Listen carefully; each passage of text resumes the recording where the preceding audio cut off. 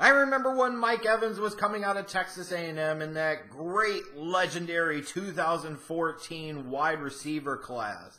I was pretty high on him. If I recall correctly, I had him as my number 2 rated wide receiver on the board. And if I look back at the scope of history, what I should have had was OBJ, number 1, Evans, 2, Watkins, 3, and trusted my gut and my instincts, but I didn't, and was worried a little bit too much if I would have sat there and had Watkins as my 3rd rated guy, because so many people are so big on him, whatever. But the point is when I saw Mike Evans, I felt like I saw a future number 1 wide receiver. I knew it, I felt it, I could sense it, and a lot of other people did too. And all he's done in his 4 seasons in the league, to me, is establish that he's just that. Behind OBJ, I think he's probably the 2nd best wide receiver out of that great 2014 class. In his 4 seasons in the league, 309 receptions, 4,500 yards, 32 touchdowns. Only missed 3 games in 4 years, which really isn't that bad. All 4 seasons, he's went for over 1,000 yards. He averages almost 15 yards a catch, and that even includes, the kind of rough times before you get a Jameis Winston in there, and even dealing with some of the inconsistencies of Jameis Winston in his first 3 years as a starter. So now, as you're coming up into Mike Evans' walk year, getting into that 5th year option on his rookie deal, it was time for the Tampa Bay Buccaneers to decide whether or not they were going to take care of him. And they did. Mike Evans got paid. Exactly like the hell he should have. I don't know what else I'm supposed to say here. Yes, 5 years, $82.5 million overall. The number that really matters. $55 million guarantee. So it really makes it more like a 3-year, $55 million contract, which is that average of a little bit over $18 million a season. When you look at how NFL contracts are typically structured, it makes him the 2nd highest paid wide receiver in the league after Antonio Brown. He's worth every penny for the Bucs. Like, yes, you could sit there and say, oh, you're paying a number 1 wide receiver who catches the ball 65 to 70 times in an entire season. That means he's averaging a little over 4 receptions a game, averaging just over 60 yards a game. You're going to pay him all that money? Yeah, that's the environment of the NFL today. In an ideal world, no, you wouldn't have to pay a wide receiver that much, because the truth is they don't touch the ball enough to command that type of money. But also, with the importance of the passing game in today's NFL, you've got to have a number 1 guy more often than not. And to have a number 1 guy, the market dictates that you're going to have to pay him a shit ton of money. Well, Mike Evans is a number 1 wide receiver, so you have to pay him a shit ton of money.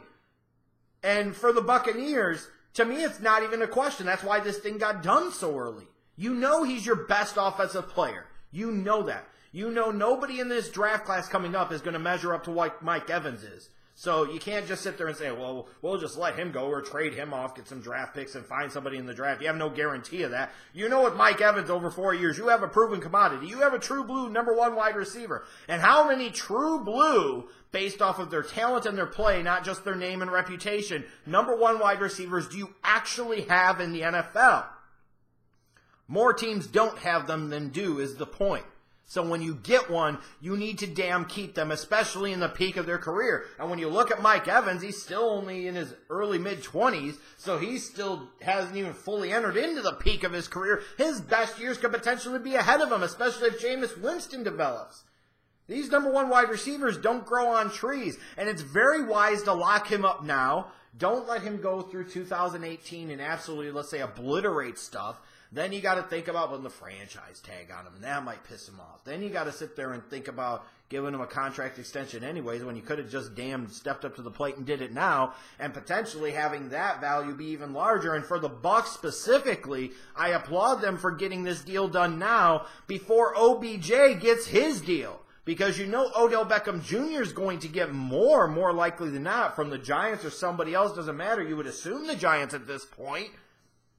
So why sit there and wait and let OBJ set the market and Mike Evans and his agent try to get as close to that number as possible? Now you've set the number as the Bucs, and you don't have to worry about having to pay him potentially up to $60 million of guaranteed money, which, if he did it after OBJ got his massive deal, is very possible.